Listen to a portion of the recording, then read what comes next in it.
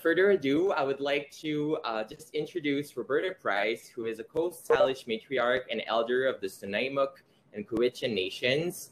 She's a proud mother of 4 children and grandmother to 9 beloved grandchildren.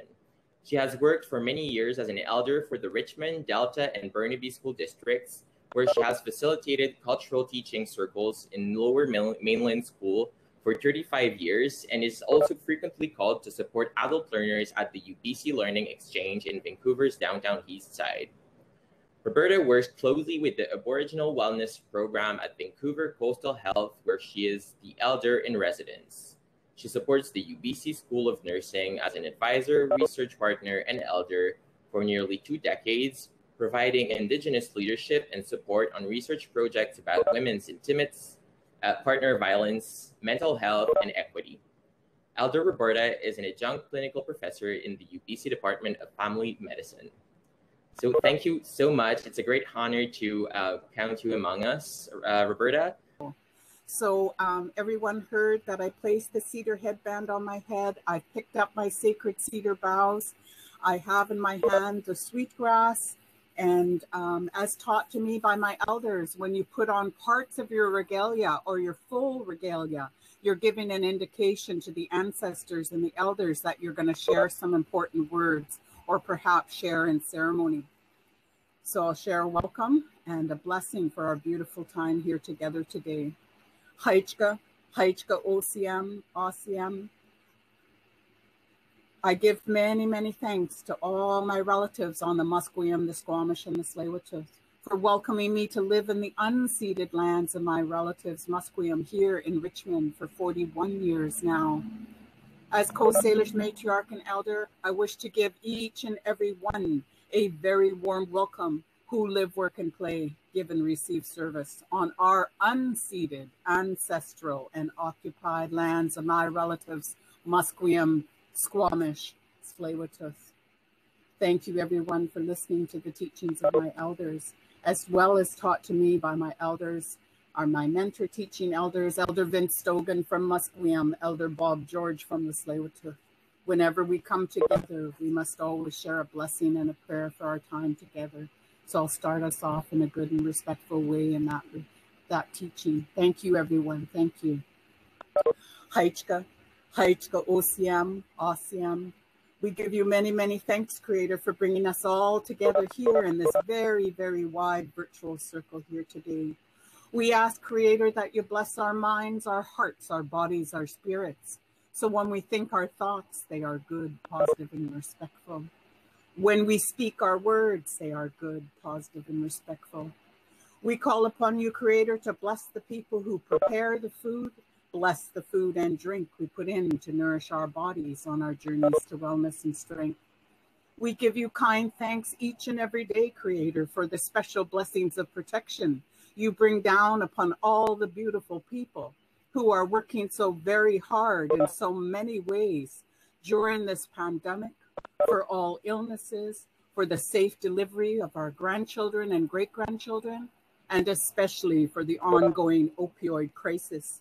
Continue to bless and protect them and their families, Creator. We kindly and respectfully ask you, Creator, to wrap each and every one of us in your warmest blanket of protection as we all journey through this part of the journey of our lives together. We kindly and respectfully ask you, Creator, to wrap that special blanket of warm protection down upon all our beautiful relatives and what my relatives in the East call Turtle Island, for the reopening of wounds, the re-grieving over the media releases of all our ancestors. We ask you wrap them in your warm blanket of protection, Creator.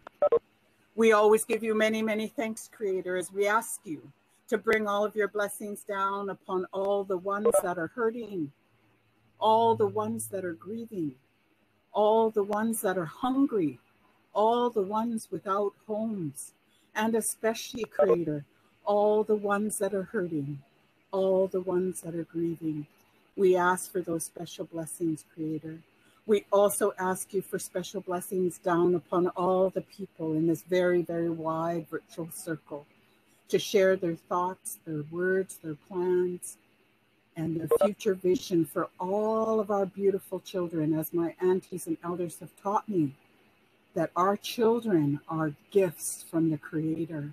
We need to nurture those gifts because they are our leaders. They are our leaders of today and our leaders of tomorrow. We ask for special blessings down upon all those beautiful gifts, Creator. Haichka, Haichka Osiem, Osiem. Thank you so much, everyone. Thank you. Thank you to each of you. Osiem, Osiem.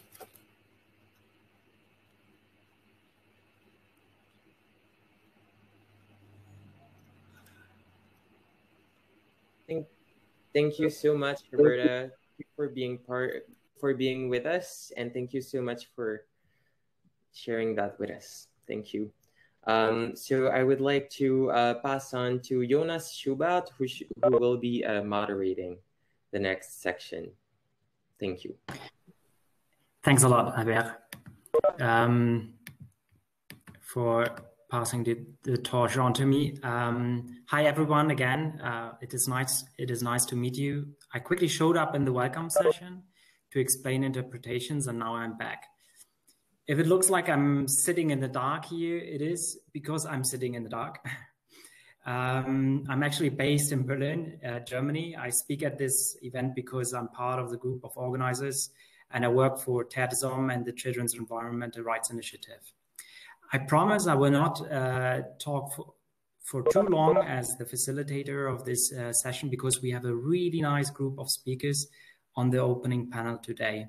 Let me just say the following introductory words.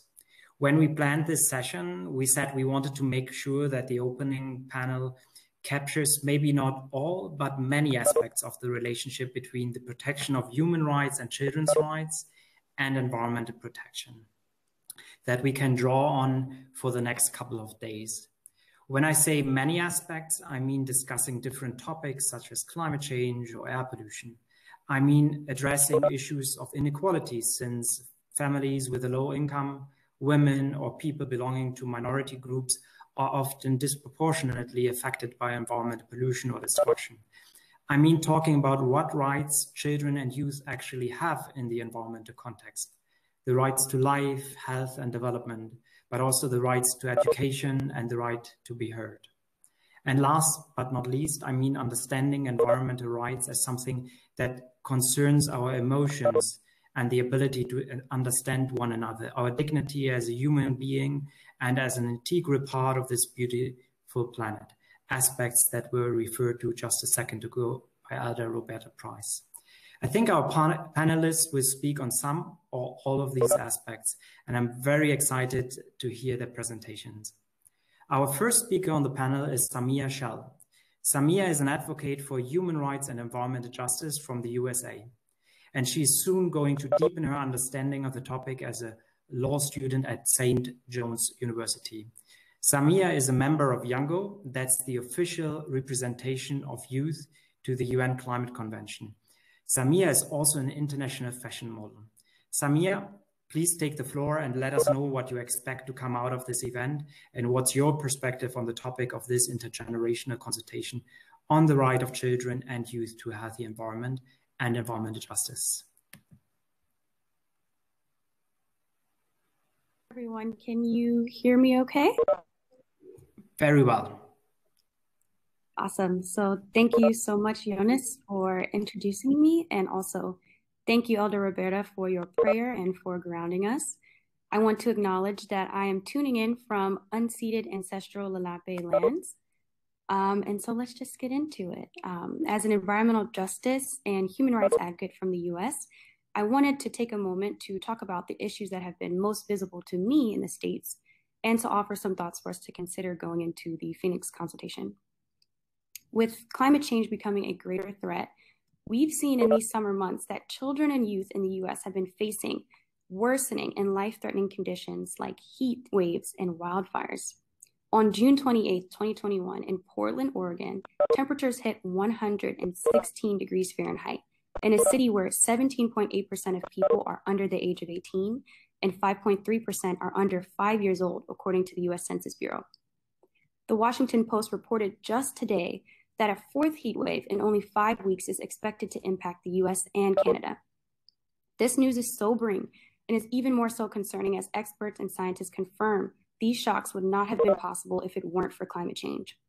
For low-income children and youth, these risks are especially concerning given the struggles they may have in staying cool and protected from physical harm and stress. In urban environments and on reservations, these risks are further increased due to poor infrastructure and heat islands. That resulted from redlining and underinvestment, which points to the US's history of racial segregation and discrimination that affects Black, Indigenous, and young people of color. At the same time, environmental injustices such as air and water pollution disproportionately affect Black, Indigenous, and children and youth of color in the US. A 2018 study by Graneski and Collins found that nationally, public schools with the highest risk for exposure to air neurotoxicants were significantly more likely to be eligible for free and reduced price meals and to be Hispanic, Black, or Asian Pacific Islander, end quote. Meanwhile, a 2019 report by Dig Deep and US Water Alliance called Closing the Water Gap found that race, quote, is the strongest predictor of water and sanitation access, end quote, with Indigenous households facing the worst conditions consistently out of all groups. I bring up these issues to say that racial justice is integral to environmental and climate justice. They are all one and the same. Racism is one of the root causes of the climate crisis, and therefore racial justice is integral to the solutions we develop to combat climate change. Recognizing historical harms and systemic discrimination is necessary to understand the resulting environmental and climate injustices we see today. And it's important that we call it. We all have a responsibility to be actively and intentionally advancing environmental advocacy, and otherwise we are permitting that complacency and half solutions to the crises we face. We have to highlight the voices, concerns, knowledge, and cultures of the communities that have been historically and are currently being marginalized in the environment. And it happens that Black, Indigenous, and youth of color are often hyper-aware of the past and current traumas, whether environmental or social, inflicted upon their communities. And with that, their narratives and energy are crucial to creating an inclusive environment for everyone. One of the goals of this consultation is to work towards establishing a global charter on children's rights in the environment based on environmental justice and equity. And so for us to consider these topics as young people especially, I truly believe we have to be rooted in what these things mean to us. And I personally invite everyone to think deeply about what environmental justice means to them. To me, it includes three things broadly: participation, distribution, and recognition. And in the US, we currently fall short on all three of these. In terms of participation, there's a lack of youth engagement and representation in the decision-making that affects their environments. For distribution, access to environmental benefits and services is inequitable, and exposure to environmental harms is disproportionate, while the remediation of harms is also disproportionate. And in terms of recognition, decision makers in industry ignore the place-based relationships and knowledge systems that children and youth hold. So in light of these issues, there are some spouts of progress that's being made in the states on EJ, or environmental justice and human rights. An example I love to think of is Jerome Foster, who is a youth who sits on the White House Environmental Justice Advisory Council. I think we have to have more of this youth representation and in even more diverse and permanent capacities. At the same time, there's potential for our government to secure children and youth's rights to a healthy environment through the Environmental Justice for All Act, which was introduced to Congress in 2020. But young people are there, and they've been advocating and showing up to support this bill in full force. So in terms of my expectations for this consultation over the next 4 days, I hope that we address that pressing question of what environmental justice looks like for children and youth in North America. How can we ensure that there's participation, restorative distribution, and recognition for all children and youth? So I look forward to hearing your ideas through the issues that will be addressed at the intersection of environment and our daily lives, like pollution and food sovereignty. I hope that in each of these sessions, where you delegates will bring together your thoughts and experiences to create ideas and solutions for these struggles, that you will enter in these spaces with a commitment to justice, equity, human rights, understanding, love, and community. I anticipate learning of your thoughts on these best practices that our governments on local, national, and international scales should adopt to make sure that the rights of children and youth are secured and protected to the fullest extent. I know that many of you have personal experience seeing and advocating for issues in your communities and in your countries. These are absolutely vital to transforming the ways we will engage with our environments now into the future. Your inputs are extremely important, and no idea is too small. We need everyone, and we have the opportunity to voice our concerns in all of the ways in which we feel our leaders fall short. We can set an example for what they should aim to achieve in all of the decisions they make. I also expect youth to form long-lasting connections in this space through friendship and allyship, and I expect us to learn from each other in the process. Whether it's your thoughts on how to appropriately engage youth in decision-making processes, your communities to increase awareness, whatever it may be, everyone brings something useful to the table. And I'm choosing to emphasize and validate your perspectives because I find there's a generalization of children and youth as naive or unwise, since they are assumed to be too young to get the world. I say that wisdom does not come with age, but with the ability to relate to the collective. Young people are some of the best people I know at creating community, listening to each other, and collaborating in innovative ways across languages, cultures, genders, sexualities, abilities, nationalities, and beliefs. That's why I expect this strength to shine through here during the Phoenix consultation and afterwards, because our momentum for the environmental movement and human rights is strong and only grows bigger. Children and youth are observant and see the facts for what they are. Climate change is undeniable. Environmental injustices have persisted for decades, and time is running out. This kind of realism is also what fuels the passion in young folks who won't stand for the world we live in to worsen any longer, and who want to pursue their own dreams for their lives without fearing for the future. So with that, I welcome all of you to this space. I thank you, and I look forward to learning from you. Thanks a lot, Samia. Actually, that was a brilliant first contribution to our panel, and I thank you very much for it. And it's really a contribution to be built on by the other speakers.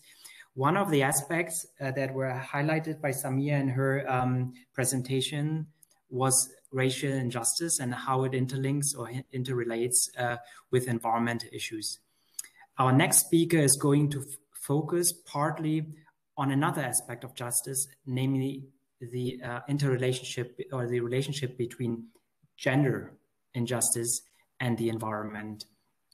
And we are going to hear a video message from Carla Morales. Carla has made it very easy for me because her video already includes an introduction of herself. Can I ask our esteemed colleagues from Cisco to play her video now? Hello, everyone. My name is Carla Morales Lara. I'm a psychologist and researcher at the Metropolitan Autonomous University in Mexico. I'm also the founder and director of Ecolescencias Collective, which is a collective dedicated to participatory research with children and youth around environmental issues. Before being involved in academic activism, I was an activist in another way. When I was 17 years old, I began to notice that there were many problems around disposable sanitary pads for women, not only because of the pollution that they generate, but also because of the damage that they do to women's health. So I started to investigate this issue, and then I did a series of conferences about the damage that these pads generated to women's health and the great pollution that they produce. In addition to mentioning, I also in this conference mentioned what other ways we can use to replace disposable sanitary pads. In those conferences, I also talked about other issues of sustainability in personal sanitary care. I approached to different companies and institutions to see if someone would support me to give these conferences around Mexico, and I was rejected about 50 times. For different reasons. The main one, I believe, that was not in a formal institution, but well, I finally went to a government institution here in Mexico to ask for their support, and luckily, I found some very good people who decided to support me. I was giving conferences with them for around 2 years in different public schools in Mexico, and after I graduated from university, some years later from that, I decided to start my own research collective with another researchers that are also my friends.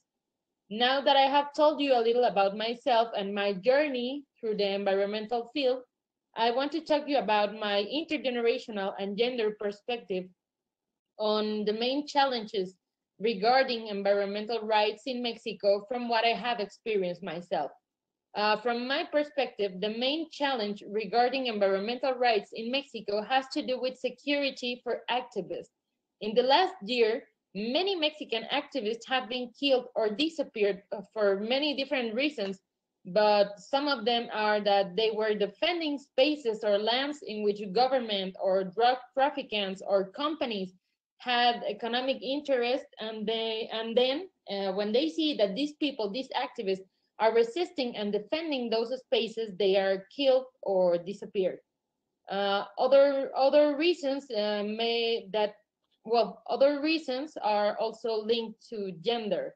If Mexico is a country where it is dangerous to be an activist, being a woman activist is even more dangerous because the rates of feminicides are very, very high and dangerously preoccupant. When talking about environmental rights in Mexico, for me, it would be very important to give relevance to three central axes. The first one is that we should give a lot more importance of seeking strategies to help provide security to the environmental activists who defend land, who defend spaces, who defend species, and who defend water. Also, these strategies would have to have a gender perspective, because we should have to take in account that those who are most at risk and the ones that should be more supported with greater urgency are the women who are in the first line of risk. And also, I believe that one of the most important axes is speaking about race and class and social class factor. This should be taken very seriously into account with a great importance when we are talking about environmental issues in general. I mentioned this last point because when we're talking about environmental issues, it is often done from a position of a great privilege. And these spaces, these consultations, forums are often full of people who live and enjoy great privileges, such as me and such as many others. Maybe also you that are watching this. To give a personal example, when I started as an activist much younger, I was very interested in helping, but I was still very new in many issues, in many social issues. One of them was a social class issue. And one time, in one of the first conferences I gave in a peer community, I commented that women should stop using disposable sanitary pads and that they should replace it with menstrual cups because it would help their health and also the environment. And one little girl told me like, I can't afford a menstrual cup. It's too expensive for me. I don't use disposable pads because they are too expensive for me too. When I'm on my period, I use newspaper. And then I was like, what? That moment changed my life in many ways, and I realized the importance of getting out of your bubble of privilege. If you wanted to be involved in environmental issues, in environmental activism, in academic environmental activism, you should get out of that bubble of privileges. It was very, very easy to me to say like, just buy a menstrual cup because I could do it, and I actually have did it before. But that moment I realized that not everyone has the same possibilities. It was it was a moment that changed my life. In the following conferences, the thing that I did was I learned how to make sanitary pads with cloth. And when I went to a pure community, I gave them a tutorial on how to make them.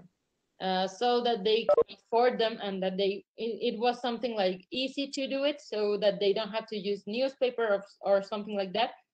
So then I realized that the problem was more structural and that the thing that we should follow, that we should put pressure on, was on the public policies that government should provide these menstrual cups or these sanitary cloth pads to all women for free of charge. It would be something of that should be done by every government in the world.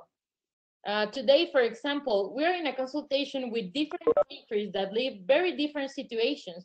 And I think that now more than ever, it is important for the young people who are here to evaluate your privileges. You should enjoy well, you should try to look for ways in which you can use your privileges to help others in order not to oppress them, but to help them. This is very important to me. Well, also a very important thing to talk about is about emotions and feelings.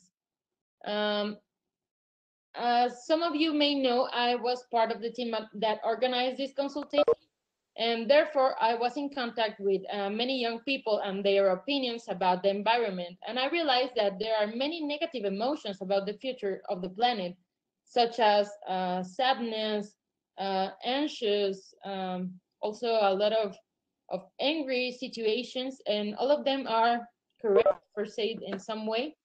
I was reflecting on a lot of things, but mainly on something. How do we change this? Or what do we do with this that we all feel? Is it bad to feel fear? No. Is it bad to feel angry with the situation? No. What is bad is to allow these emotions to paralyze us. I have a core belief that in order to change the world, we must first be able to imagine that we can actually change it. We have to have hope. If we don't believe that we can change the world, then we cannot do it. That's the first step in order to change it. We first have to believe we can do it. In my opinion, the main tool to change the world, as I told you, is hope. And I don't say this just by a cliche. I have seen in many people that this is what really makes them mobilize, including myself. I was a person that was very sad, that was very angry with the environmental crisis, and I didn't know what to do. What made me change that feelings was having hope, having the belief that maybe I can do something that can actually change the world. And then start to mobilizing me and start trying to reach my young people closer and trying to tell them, like, we need to mobilize, we need to do something to change the world.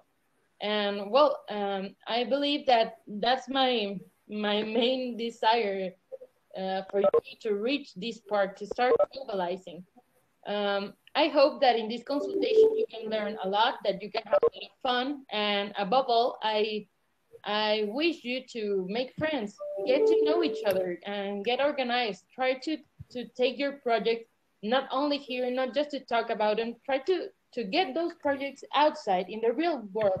Try to start mobilizing. Start by believing that you can do something that can really change the world. Second, start making friends that have this common interest in really changing the world. Then get organized, and then take these projects outside, take them to the real world and make it real. Let's try to act. Let's try to make those dreams real. Thank you.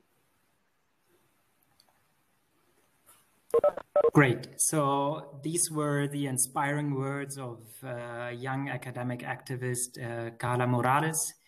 I think we could already see that there were a lot of similarities between her contribution and that of Samia in terms of what she recommended in relation to children getting active, etc. On the other hand, we also saw that, we also saw that Mexico is also a different country context.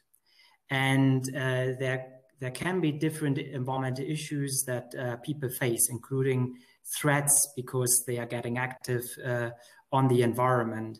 But on the other hand, again, we see that there are a lot of underlying issues of environmental justice that are relevant across borders.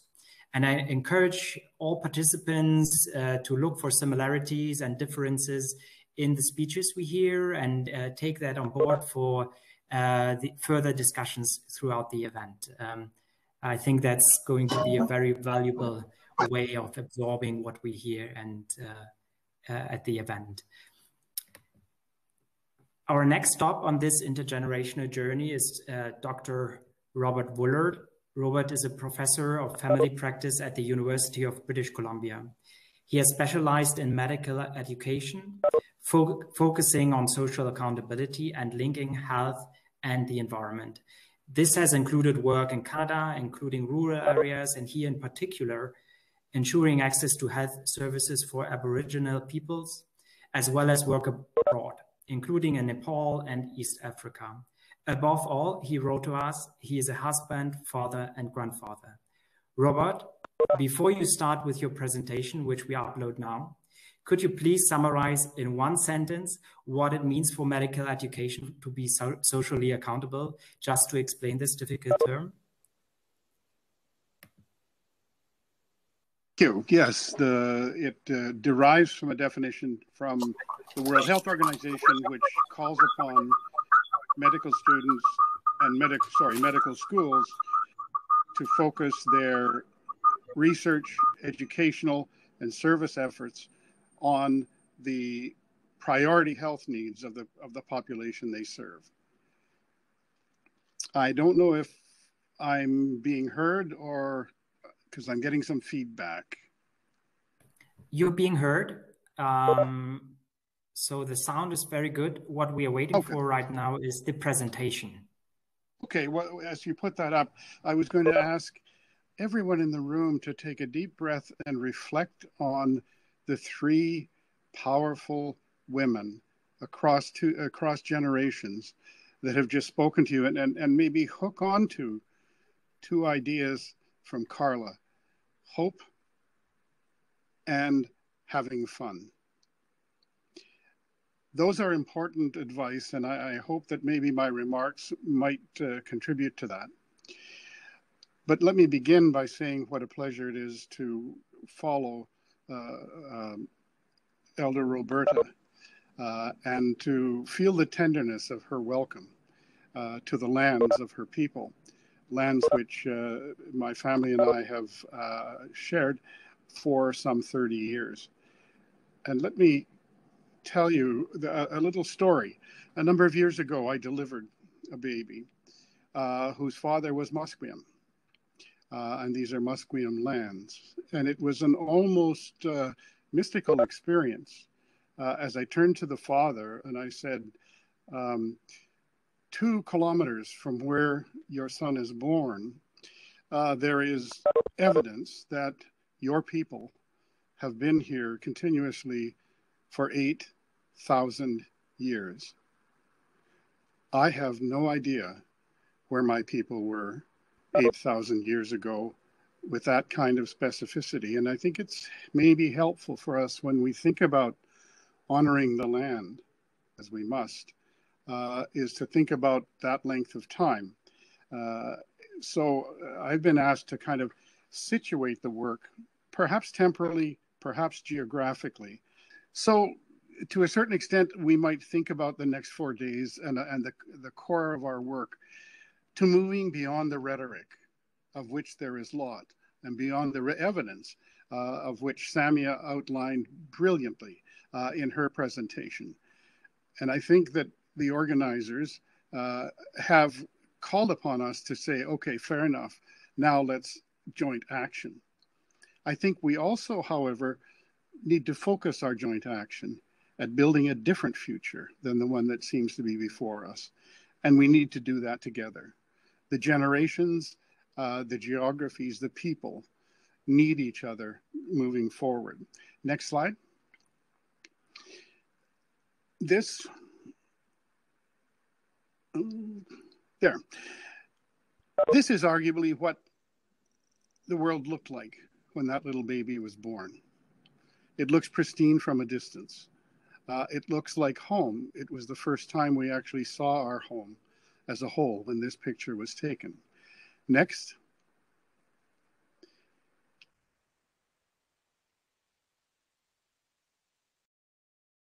This is probably closer to accurate in terms of what our collective generations see the world right now, and we can each imagine what's under each of those band-aids. Next.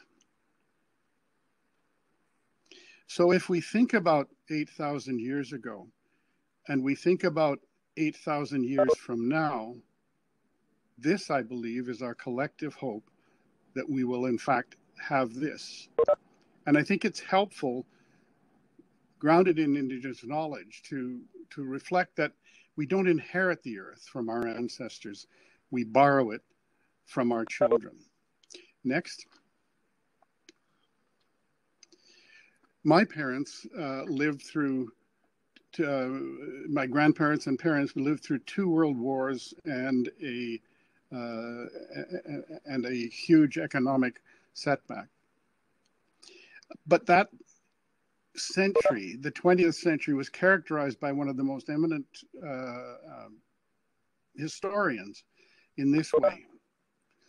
Not just those very negative things, not just the technology that we're wrestling with now, but it's an age in which human society dared to think of the welfare of the whole human race as a practical objective, grounded in the idea of the Universal Declaration of Human Rights.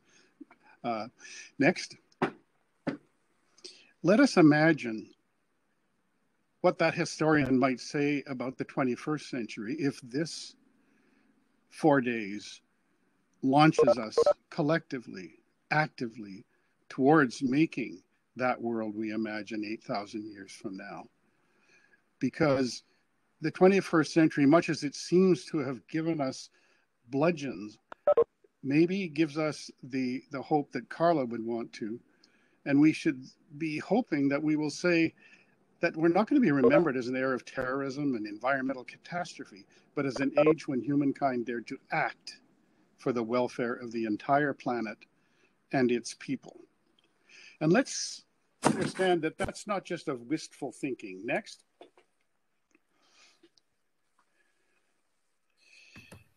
And let's talk about the syndemic. The syndemic is the pandemic of COVID. It's climate change, which is the main focus of ours. And it's what I would choose to call the racist reckoning, that we need to reckon with the inequities that were outlined very well by both Samia and Carla, not just across generations, but across genders and across times and across socioeconomic status. But it has taught us, this syndemic, that we must work together or we will get nowhere. Next. The second lesson in this same syndemic indicates that however faltering it may be, we can work together to achieve something. For example, like immunization. But even as we achieve that, we must acknowledge and address the inequities that its distribution has demonstrated. Not only the syndemic, but our response to that syndemic can be seen as a call to work together with a focus, as both of the previous speakers have talked about, a focus on equity. Because without justice, there really is no likelihood that we'll ever get to the world that we outlined there. Next. But over the next 4 days, let's keep in mind that good intentions are not enough. The reaching out that was suggested by the previous speaker, the creation of networks, the aha moments when you say, my organization, or I, linked with that organization, could have a powerful effect on building that future. My wife sometimes derisively calls me to the fact that I have the occasional blinding flash of the obvious. I'd ask you all to keep open to the possibility of a blinding flash of the obvious, of a difference you can make in terms of those connections and moving forward. Next.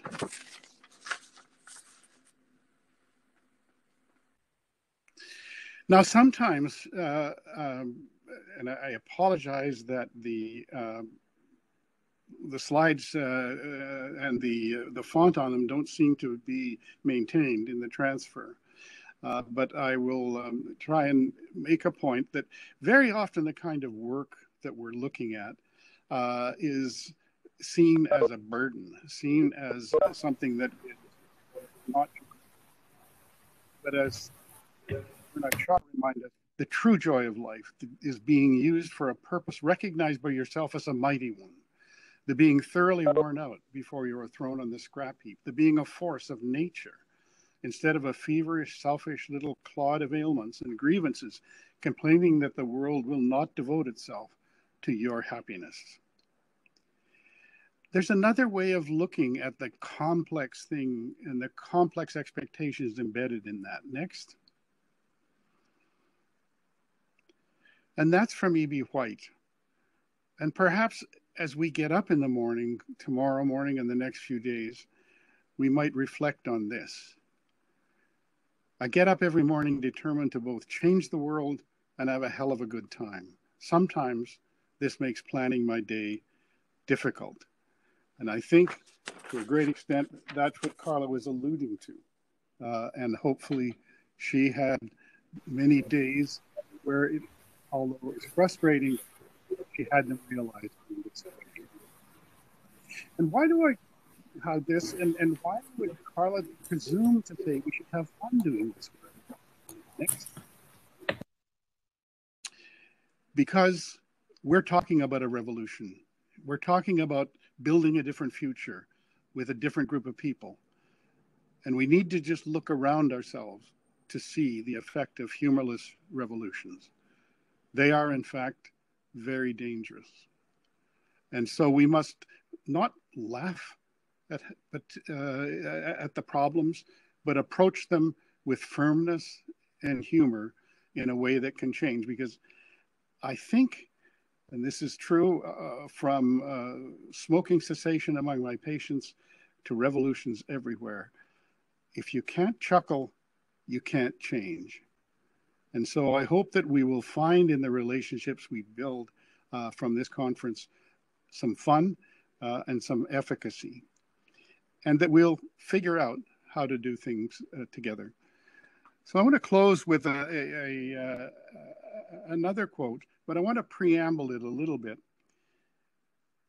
I don't know how many of you have seen the movie Frozen 2, but it's a movie about environmental catastrophe. It's a movie about survival against incredible odds.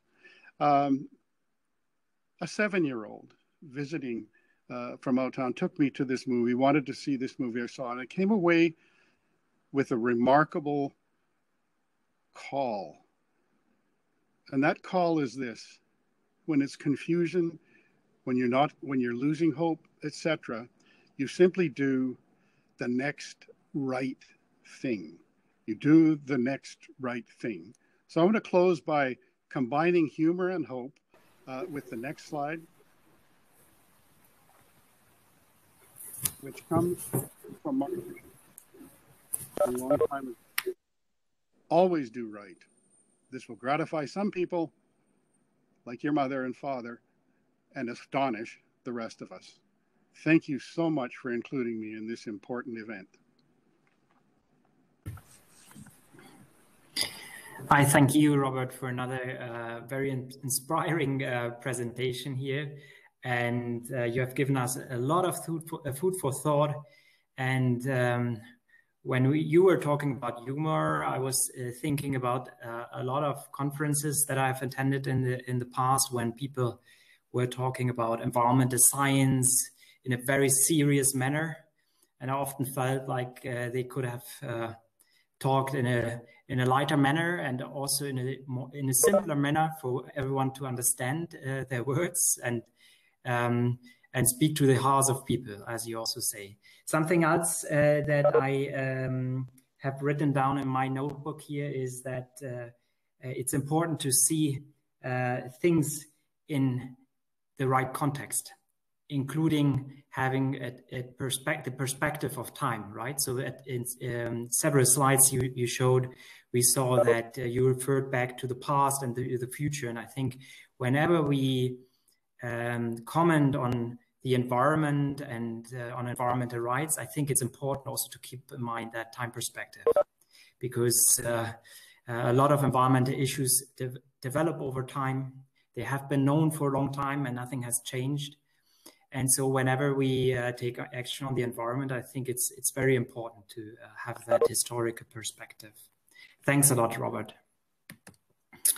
The next speaker is also teaching as a professor at the University of British Columbia, which is represented very well on our panel here today, I think.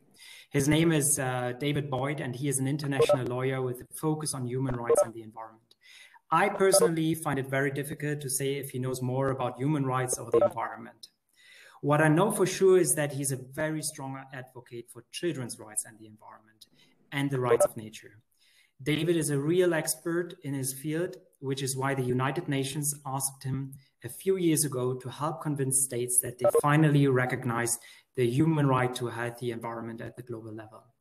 David, I hope I don't give too much away if I tell participants that you also love kayaking, which I think you are doing very often during these hot summer days. The floor is yours. Please let us know if we do enough to respect the right to a healthy environment, and if not, what needs to be done.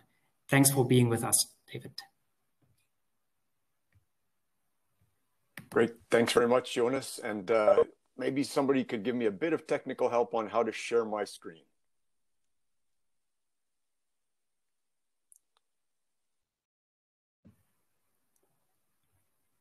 You're already sharing. Okay, great. Thanks very much. So I'm joining you from the west coast of Canada in the ancestral and unceded territory of the Coast Salish Nations. And I just want to start by saying thank you to all of you young people for taking the time from your busy schedules to participate in this 4-day event. It's really my favorite part, to be honest, of being the UN Special Rapporteur is learning from young people, working with young people, and using my privileged position at the United Nations to amplify the voices of young people. I don't think it comes as a surprise to any of you that we're living in a really unprecedented global environmental crisis. We have the climate emergency, and as Samia mentioned, here on the west coast of Canada, we had almost 50 degrees Celsius temperatures a couple of weeks ago, which resulted in almost 1,000 premature deaths, 1 billion sea creatures dead, wildfires all over the province of British Columbia. The town that set the all-time record, Lytton, British Columbia, literally vaporized from the face of the earth. We also are living in a time of tremendous loss of biological diversity with more than 1 million species at risk of extinction. We have pervasive pollution of air, water, and soil, which is causing 9 million premature deaths every year, including the deaths of hundreds of thousands of children under the age of 5 in poor countries. This is true of this is a photo from Canada. This is the United States. This is Mexico. Pollution is pervasive. And then the fourth aspect of this global environmental crisis is the surge in these emerging infectious diseases of zoonotic origin, diseases that spill over from other animals into human beings. Not just COVID-19, this horrible pandemic that we're embroiled in, but also outbreaks like Ebola virus, Nipah virus, Marburg virus, avian influenza. And the majority of these new diseases are spilling over from other species into human beings. So it's understandable for people to be angry and to be frustrated and to be frightened, as Samia said earlier. But I want to spend my time with you talking not about the problems, but about the solutions and about reasons for hope, reasons for optimism. And there's really 3 main areas that I want to touch on just briefly in the short time that we have together. One is the renewable energy revolution. Another is the remarkable recovery of endangered species in North America. And the third is the emergence of what Jonas mentioned, the right to live in a safe, clean, healthy, and sustainable environment. So starting with renewable energy, I mean, this is really an amazing story. We do know that we have to get rid of fossil fuels, but we have to replace fossil fuels with something, and that's renewable energy. 20 years ago, in the entire world, there was only 1 gigawatt of installed solar panel electricity generating capacity. A gigawatt is 1 billion watts. It's a big number, but the International Energy Agency predicted in 2000 that if governments put better policies in place and corporations invested money and the technology improved, that by 2020, we could have 7 times as much solar energy in the world. And guess what? Here we are in 2021. We didn't get 7 times as much. We got 700 times as much. That's right. Last year, we passed 700 gigawatts of installed solar energy generating capacity, which is extraordinary. In terms of these massive solar farms, in terms of rooftop solar, and a similar story could be told about wind.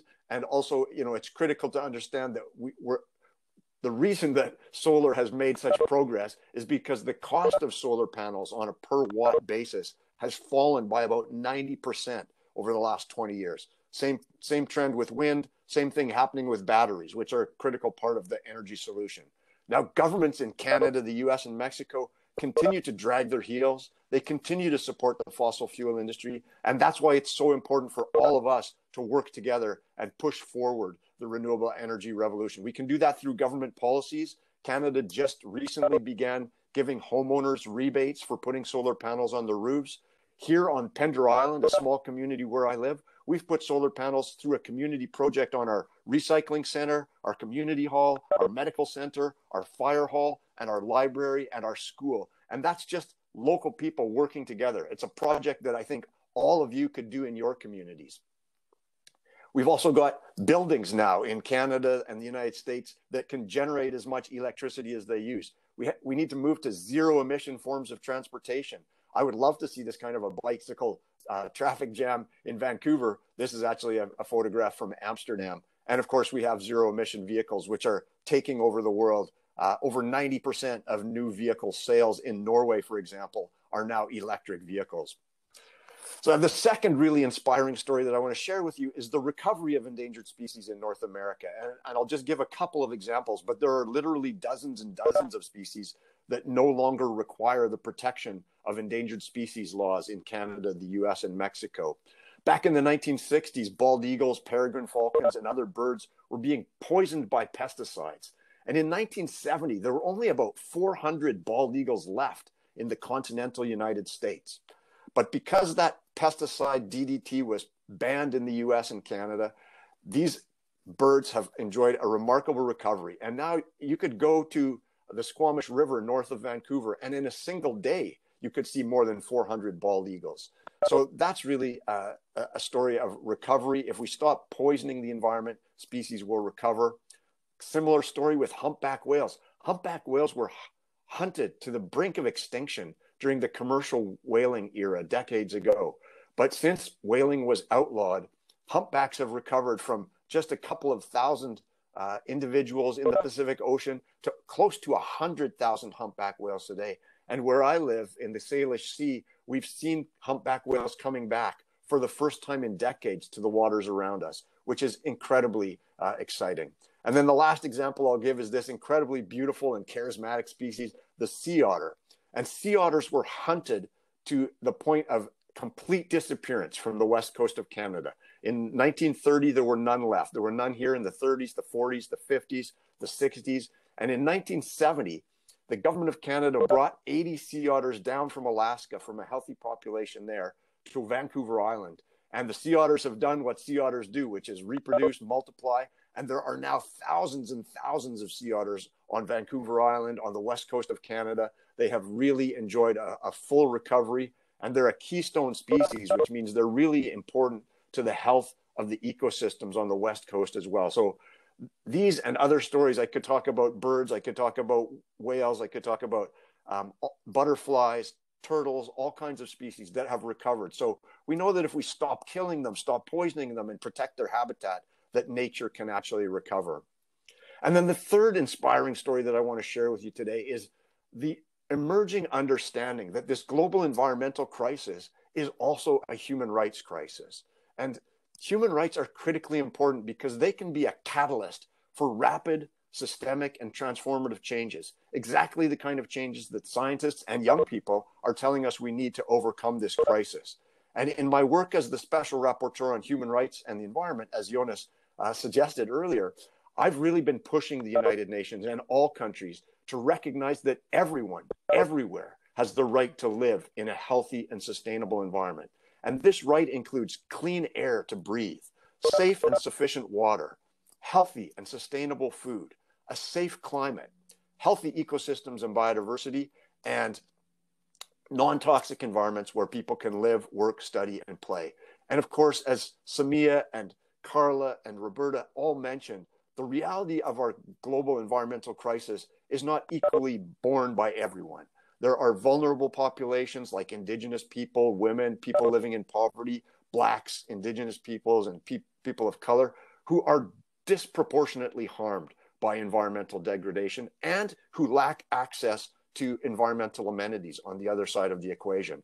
So what's really exciting, even more exciting than the fact that the United Nations is on the verge of recognizing for the first time that everyone does have the right to a healthy environment, what's really inspiring to me is the way that young people all across the world are using their human rights to hold governments accountable, to live up to the commitments that governments have made to address climate change, biodiversity, and pollution. And so whether it's the Sharma case in Australia, where young people won a lawsuit that told the government of Australia that they better think about the devastating impacts of climate change on the rights of children whenever they think about future decisions about the coal industry. If you look at a recent case in Germany where young people won a case at Germany's constitutional court that said Germany wasn't doing enough to reduce emissions quickly or deeply enough and ordered the government to do so. And the German government has responded to that court decision by raising their ambition to reduce emissions 65% by 2030 and moving forward their net zero target. A group of 25 young people that I met 2 years ago in Bogota, Colombia, who sued their government, arguing that deforestation in the Amazon rainforest violates their right to a healthy environment. And the Supreme Court of Colombia agreed with those children and young people and said the government has to come up with a plan to end deforestation. There's international cases as well. I'm involved in a case that was brought by Greta Thunberg and 15 other young people from all over the world that's before the UN Committee on the Rights of the Child. And I think our next speaker can talk about that.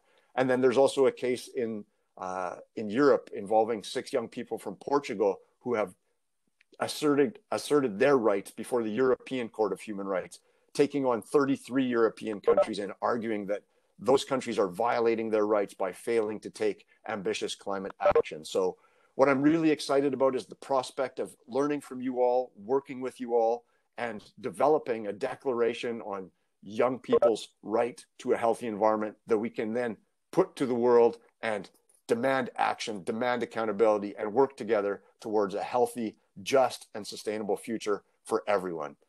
Thank you all for the work that you're doing, and I look forward to collaborating with all of you. Thank you very much, David, for your short presentation. I have to say I've already followed so many presentations given by you, and I still enjoy it. So it's nice to have you with us here today. And I always also see a new species of animals on your slide, so that's also nice.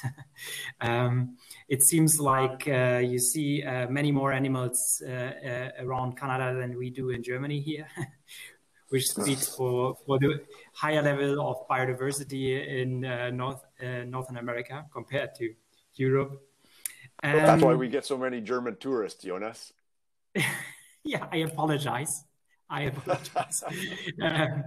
Okay, so but I think the main aspect here is that David has shared another range of aspects, things that we will discuss throughout the event, including the challenges that we face right now, including challenges faced by children, but also the opportunities, the need to think positively, and also the successes that children have already achieved by speaking out, not just on the streets, but also by going to court, whether it's in the US, in Europe, or in Colombia, or anywhere else. So there are a lot of different ways in which children, youth can take action to secure their environmental rights. And I think we are going to discuss this in greater detail later on today and tomorrow. Unfortunately, I have to let you know that our last speaker could not make it. We have tried in the background as much as we could to get him on board. The problem being is that he's from Samoa. His name is Clarence Nelson. He is a judge with the Supreme Court of Samoa, and he's also a member of the UN Committee on the Rights of the Child. That committee is the body of experts who monitor the implementation of the UN Convention on the Rights of the Child as the global charter for children's rights. So he sits on that body of experts, and he makes sure that states implement that important UN convention.